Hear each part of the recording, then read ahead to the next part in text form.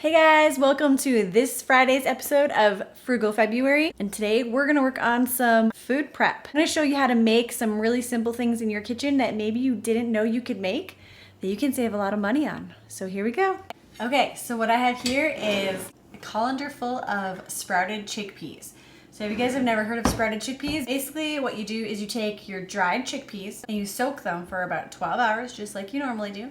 And then after you soak them for that 12 hours, you're gonna pour them off into a colander, drain all that water, rinse them out real good, and keep them in the colander. And twice a day, you're gonna keep rinsing them. That's all you do, just rinse them until your chickpeas start to sprout. See, that's just got a little sprout on the end. Once they do that, put them in a pot, fill it with water, add a little bit of baking soda because that helps to soften them up. And then after they're cooked, we're gonna turn these chickpeas into some amazing hummus.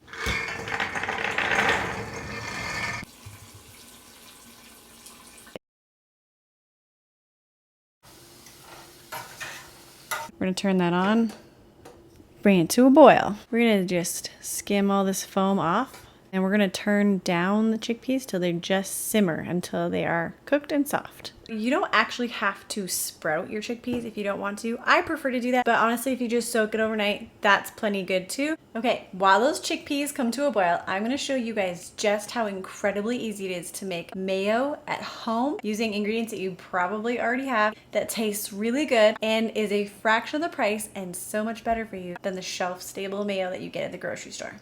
We're gonna use 3 eggs. You're gonna crack them right into the jar you're gonna keep your mayo in. We're just gonna crack 3 eggs into the bottom of this. So we got our 3 eggs in our bottom of our jar. And then all we're gonna do after that is add 1 cup of olive oil and then 1 cup of a neutral tasting oil. So I use avocado oil. Really, you just need 2 cups of oil, but olive oil is really good for you, but it has a strong flavor. And so people don't usually like a full olive oil taste in their mayo. So I use half and half, 1 cup of this and 1 cup of the avocado. The taste is great. So you're just gonna pour that right on top of the eggs. If you look closely, you can see that the eggs are still sitting at the bottom of the jar. Now, honestly, this recipe is so easy. You can get your kids to do it. I've had my son making mayo for me for the last 3 years. He's my mayo maker. We usually make it about once a week, and he pretty much has this memorized. He doesn't even have to ask. We have 4 more ingredients that are gonna go in. Nutritional yeast. This is not necessarily a staple in everybody's cupboard, and if you leave it out, it's okay. I like to use it. I'm gonna put a full teaspoon of that. Remembering these measurements are easy. It's 3 eggs, 1 cup of either type of oil, and 1 teaspoon of each of these 4 ingredients. This is Dijon mustard, but regular mustard works just as well. Apple cider vinegar. If you don't have apple cider vinegar, you can use lemon juice. And then we're gonna do 1 teaspoon of salt. Okay, and that's it. That's all our ingredients. So you can see it, eggs are still sitting on the bottom. The other ingredients have mostly also sunk down to the bottom and the oil is sitting on top. Now all I'm gonna do is take my immersion blender. This immersion blender, I think cost somewhere around 8 to 12 Canadian dollars at Walmart. It works perfect for making mayo. So you just stick your immersion blender in all the way to the bottom. It needs to be touching the bottom. This part is important. Really easy, but important. So you stick it all the way to the bottom, and then you're gonna start blending, and these eggs are gonna start to whip up and look like mayo, and you're not gonna pull your immersion blender up until that mayo touches the top. And if it's hovering around the halfway point, it's not, you can pull it up just a little bit, which will pull the mayo up, but don't go above the level where the mayo is. So this is how we do it.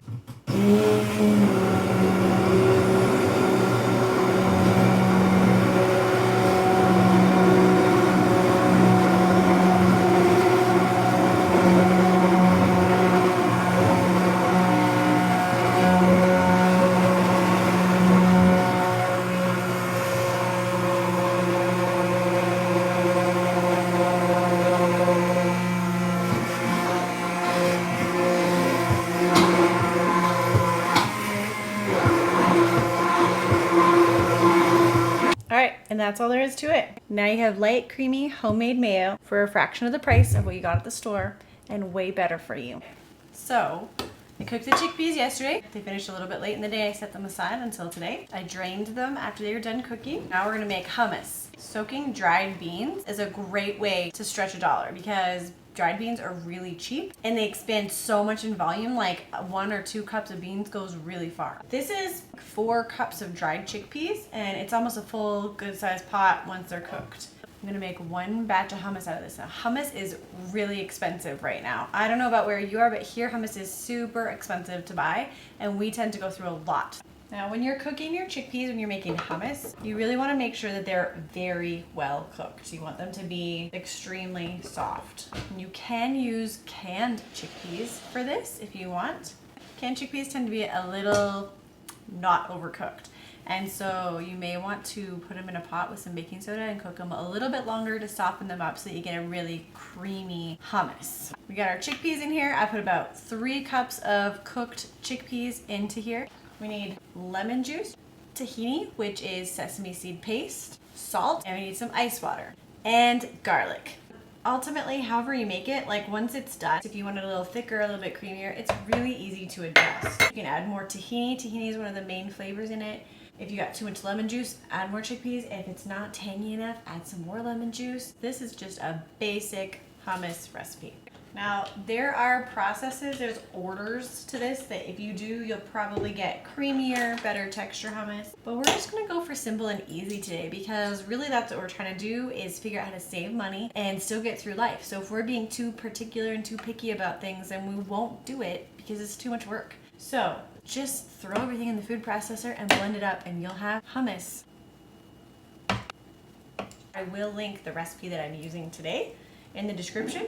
And once you've tried it a few times, try winging it. Try adding your own flavor. Figure out how you like your hummus best. Now this recipe calls for 1 cup of tahini for this amount of chickpeas. And I think that's a little bit too much. That's gonna be overpowering. Now maybe some people like that, but what I'm gonna do is I actually just have about that much left in the jar. I'm just gonna add the rest of this jar and not add any more than that. That's probably about 1/4, maybe 1/3 of a cup. I'm gonna start blending this and then we'll add the ice water after.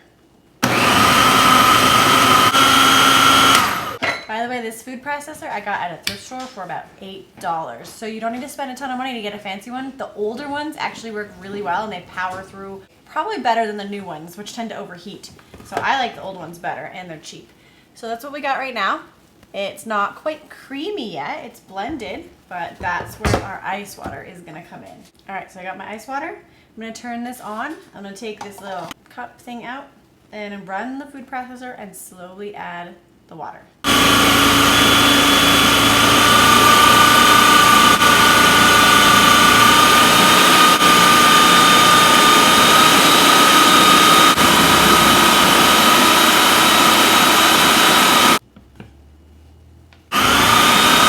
This is our hummus now.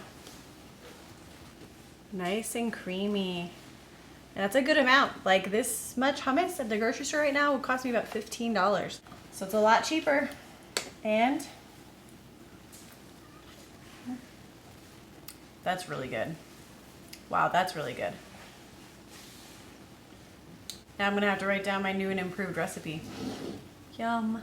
All right, there you have it. A whole bowl of hummus for pennies.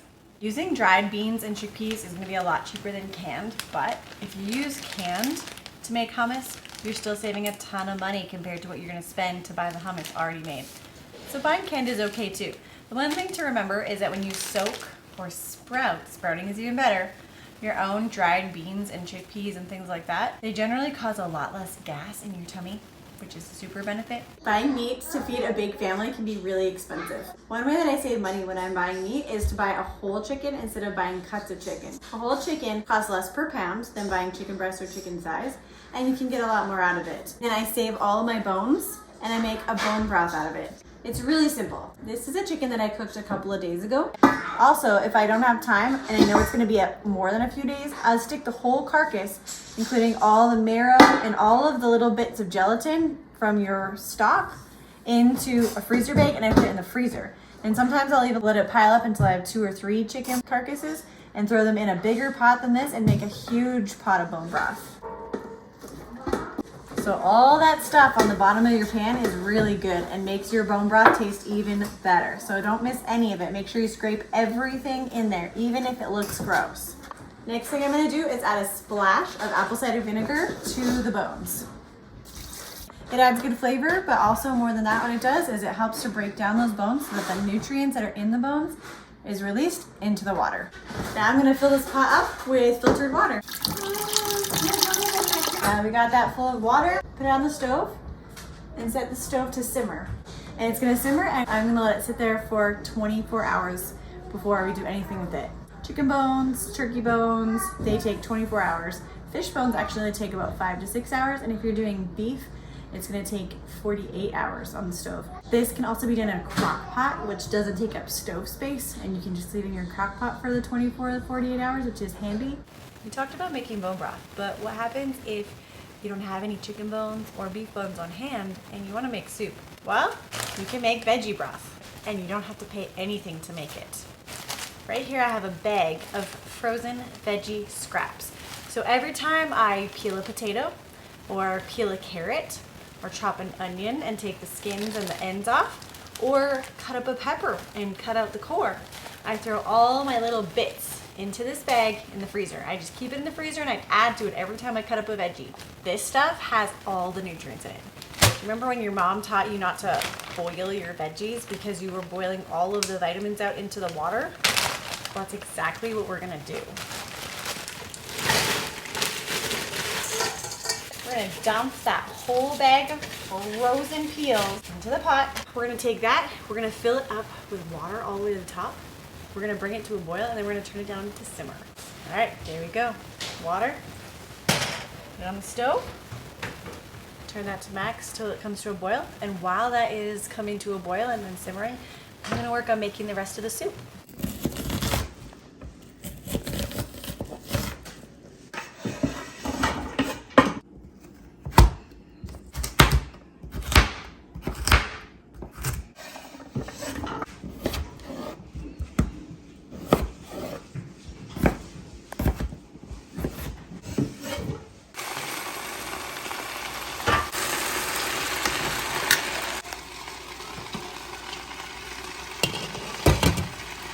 All right, so the broth has been simmering the whole time that we've been chopping and cooking up those veggies. So now we're just gonna pour it.